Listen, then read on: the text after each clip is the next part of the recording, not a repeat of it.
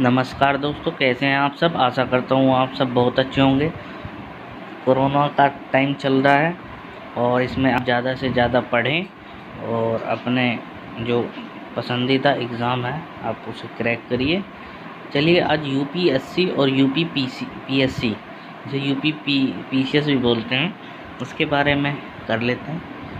हम अब राज्य व्यवस्था, जो भारतीय राज्य व्यवस्था है, उसको ख़त्म करने की कोशिश करेंगे। ज़्यादा से ज़्यादा इसके चैप्टर करेंगे। आज यूपीएससी एंड यूपी पीसीएस ख़त्म कर देंगे। बहुत दिनों में दोस्तों आना हुआ, कुछ बिजी शेड्यूल था, ये नोट्स बनाने में टाइम लगा।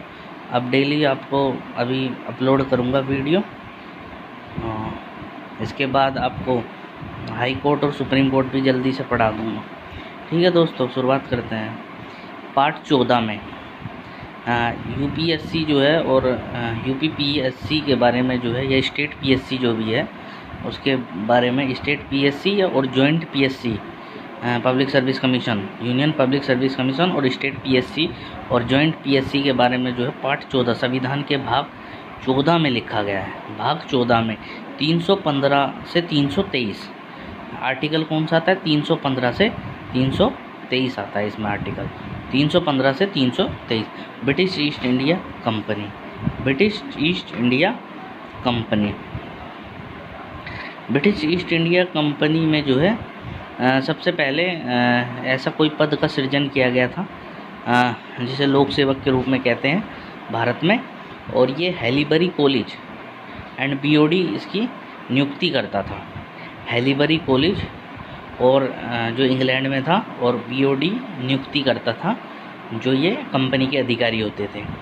तो 1853 का जो चार्टर एक्ट था, 1853 चार्टर एक्ट, उसने जो है जो आईसीएस एग्ज़ाम होता था उस समय, इंपीरियल सिविल सर्विस बोलते थे उसको, वो लंदन में होता था। उसमें लंदन में कब होता था वो? 16 जुलाई 1855 से शुरू हुआ। यानी एग्ज़ाम की जो परंपरा है ये सिविल सर्विस की, वो आपकी 16 जुलाई 1855 को शुरू हुई। और लॉर्ड मैकाले की सिफारिश, लॉर्ड मैकाले ने सिफारिश की थी ऐसी। ठीक है, स्क्रीनशॉट लेते रहना आप, फिर इसे रिवीजन करते रहना। तो लॉर्ड मैकाले ने सिफारिश की थी कि एक ऐसा एग्ज़ाम होना चाहिए। इसमें एज जो थी वो 18 से 23 ईयर थी। इसके बीच बंदा ही जो है एग्ज़ाम पढ़ सकता था। 1860 में क्या हुआ? 1860 में इसकी एज घटाकर 22 ईयर कर दी मैक्सिमम, और 1865 में 21 ईयर मैक्सिमम। अब विरोध किसने किया? क्योंकि भारतीय भी जो है इसमें भर सकते थे। ये आपने पढ़ा होगा 1853 का जो चार्टर एक्ट था, उसमें धर्म, जाति, लिंग के आधार पर जो है विभेद नहीं किया जा सकता, ऐसा कुछ एक एक्ट आया था। और कंपनी की सेवाओं में जो है विभेद नहीं किया जाएगा, तो भर सकते हैं भारतीय भी। तो 1865 में जब 21 ईयर का मैक्सिमम जो इसका एज भर दिया, तो विरोध किया सुरेंद्रनाथ बनर्जी ने। आंदोलन सबसे पहले सुरेंद्रनाथ बनर्जी ने ऐसा आंदोलन किया। और 1912 में फिर एक आयोग बना, इंग्लिस्टन आयोग। 1912 में आयोग बना इंग्लिस्टन आयोग। सिफारिश की इसने भारत इंग्लैंड दोनों एक साथ, कि भारत और इंग्लैंड जो है दोनों में एक साथ जो है प्रतियोगिता परीक्षा आयोजित की जानी चाहिए। भारत और इंग्लैंड दोनों में एक साथ एग्ज़ाम। तो इंग्लिस्टन जो आयोग था 1912 में, इसी की वजह से भारत शासन अधिनियम 1919, 1922 इलाहाबाद, जो भारत शासन अधिनियम था 1919,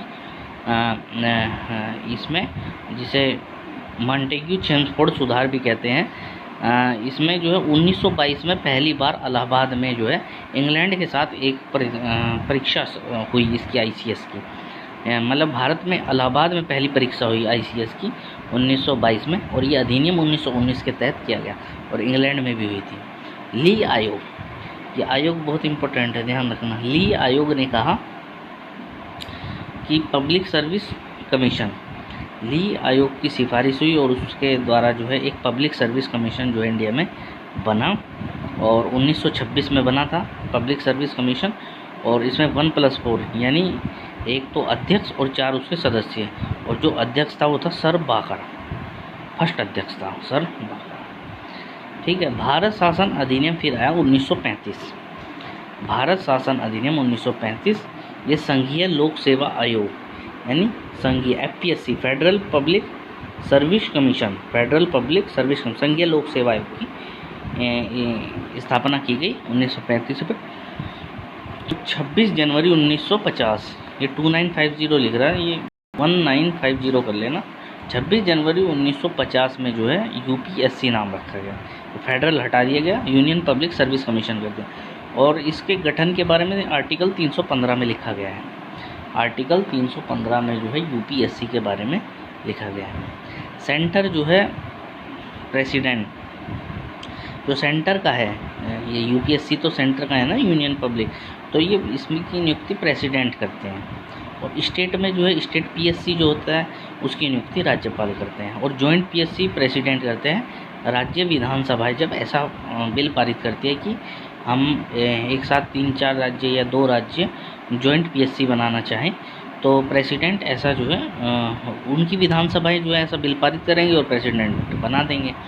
तो UPSC का अध्यक्ष और सदस्य प्रेसिडेंट नियुक्त करते हैं, जैसे बताया, स्टेट का अध्यक्ष और सदस्य राज्यपाल, और जॉइंट PSC का जो है अध्यक्ष एंड सदस्य प्रेसिडेंट नियुक्त करते हैं। अब आर्टिकल 316, आर्टिकल 316 है अध्यक्ष एंड सदस्य नियुक्ति, अध्यक्ष और सदस्य की नियुक्ति होगी, और ये आर्टिकल 316 में लिखा है। कार्यकाल, UPSC का जो अध्यक्ष है, सदस्य हैं, उनका कार्यकाल 6 ईयर या 65 वर्ष का होता है। 6 ईयर या 65 वर्ष का व्यक्ति हो जाना चाहिए। और स्टेट PSC, जो स्टेट PSC है उसमें 6 ईयर या 62 वर्ष का। स्टेट PSC का जो व्यक्ति है वो है 6 ईयर या 62 वर्ष का हो जाना चाहिए। तो यानी देखो UPSC का ज़्यादा देर तक रहेगा, तो इसका मतलब अगर स्टेट PSC का कोई व्यक्ति 62 वर्ष की अवस्था में रिटायर हो जाता है तो वो यूनियन पब्लिक सर्विस कमीशन में जा सकता है। अगला देखते हैं UPSC and state PSC retirement. देखो अध्यक्ष एंड सदस्य सेंट्रल स्टेट पर नहीं, यानी UPSC के और स्टेट PSC के जो सदस्य और अध्यक्ष हैं, जब वो जो है रिटायर हो जाते हैं तो वो सेंट्रल गवर्नमेंट और स्टेट गवर्नमेंट में पद धारण नहीं कर सकते हैं कोई भी। हाँ, एक बात हो सकती है, स्टेट PSC रिटायरमेंट के बाद अध्यक्ष एंड सदस्य बन सकते हैं, क्योंकि उनकी 62 एज है, अभी मैंने बताया, और UPSC की 65 एज है।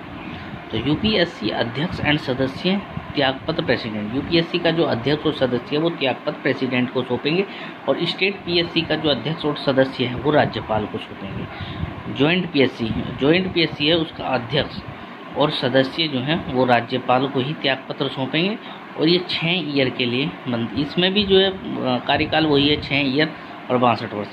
रिमूवल 317 के अंतर्गत है। रिमूवल इसमें जो है आर्टिकल 317 में लिखा हुआ है, सिद्ध कदाचार और असमर्थता। ये प्रेसिडेंट इसे रिमूव कर सकता है, इनके सदस्यों को और इनके सदस्यों को और इनके अध्यक्ष को, और प्रेसिडेंट ऐसी जांच करवा सकता है SC से। तो UPSC की जांच जो है करेगा प्रेसिडेंट, SC से ही करवाएगा, सुप्रीम कोर्ट से इनकी जांच। तो ये 145 के आर्टिकल में है, इनकी जांच SC कैसे करेगा। और काम, जो UPSC का काम है वो 320 में ये रिपोर्ट बनाता है, UPSC आर्टिकल 320 में है, ऐसा लिखा हुआ है। और ये रिपोर्ट प्रेसिडेंट को सौंपता है, और प्रेसिडेंट फिर इसे संसद में रखता है। और स्टेट, राज्यपाल, स्टेट के जो SPSC है, मतलब कि जैसे मान लो अपना UP है, तो UPPSC वाले जो हैं वो राज्यपाल को अपनी रिपोर्ट सौंपते हैं, और राज्यपाल फिर विधानमंडल में अपनी रिपोर्ट पेश करता है। 321 आर्टिकल में ये लिखा हुआ है, संसद एंड विधानमंडल जो है वो पावर है, UPSC state PCS extra work, यानी अगर संसद चाहे तो 321 में ये लिखा हुआ है आर्टिकल में, अगर संसद चाहे तो UPSC को जो है पावर दे सकती है कि आपको संसद के पास ऐसी पावर है कि UPSC को वो जो है एक्स्ट्रा वर्क दे सकती है, आप इस क्षेत्र में भी काम कीजिए। और विधानमंडल भी जो है ऐसी पावर रखता है कि स्टेट में जो कुछ एक्स्ट्रा वर्क है वो स्टेट PSC को काम करने के लिए दे सकता है। तो 323 में लिखा है, 323 आर्टिकल में एवरी ईयर रिपोर्ट, 323 में आर्टिकल में बात की गई है कि एवरी ईयर जो है एक रिपोर्ट जो है UPSC प्रेसिडेंट को देता है एवरी ईयर, मतलब हर साल जो है रिपोर्ट सौंपनी है यूपीएससी को प्रेसिडेंट के। और 322 में लिखा है UPSC state PSC consolidated fund संचित निधि। तो 322 में इनकी जो है वेतन और भत्ते जो हैं यूपीएससी और स्टेट पीएससी वो कंसोलिडेट, भारत की जो कंसोलिडेटेड फंड है, संचित निधि है, उससे इन्हें फंड मिलता है। तो दोस्तों इससे बाहर यूपीएससी और यूपीपीएससी या जो भी स्टेट एग्ज़ामिनेशन हैं उनमें राज्य व्यवस्था से क्वेश्चन जो आएंगे, मुझे नहीं लगता इससे बाहर आ गए। आप इनको सारे को अच्छी तरह स्क्रीनशॉट ले लिया हो और समझ लिया होगा आपने पूरा अच्छी तरह टॉपिक। ठीक है दोस्तों, अब आगे और भी वीडियो आएंगी, हम राज्य व्यवस्था पूरी ख़त्म कर देंगे जल्दी से। फिर इसके बाद हम जर्नल साइंस करेंगे। जर्नल साइंस भी एक इम्पोर्टेंट पार्ट है हर एग्जामिनेशन में। ठीक है दोस्तों, वीडियो को लाइक और शेयर करना ना भूलें और चैनल को सब्सक्राइब जरूर कीजिएगा। नमस्कार।